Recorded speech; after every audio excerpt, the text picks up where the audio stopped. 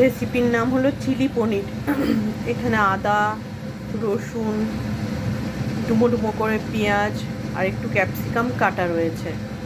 আর আমি পনিরটাকে নুন হলুদ দিয়ে হালকা করে ভেজে নেব। আর কালারের জন্য দিয়েছি একটুখানি কাশ্মীরি রেড চিলি পাউডার।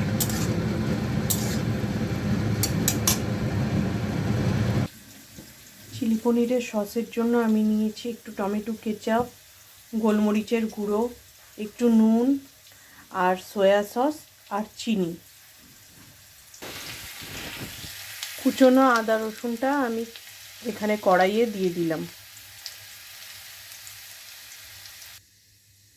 এরপরে একে একে ডুমো ডুমো করে পেঁয়াজ আর ক্যাপসিকামটা দিয়ে দেব। পেঁয়াজটা দিয়ে দিলাম। পেঁয়াজটা কিছুটা ভাজা হলে তারপরে আমি দেব ক্যাপসিকামটা।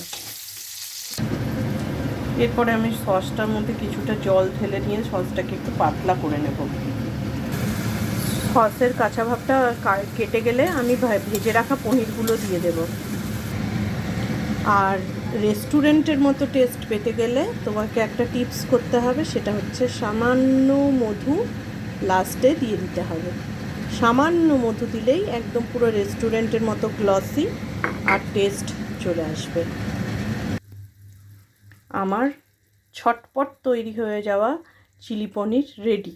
এবারে আমি গরম গরম রুটি বা ফ্রাইড রাইসের সঙ্গে সার্ভ করে দেবো।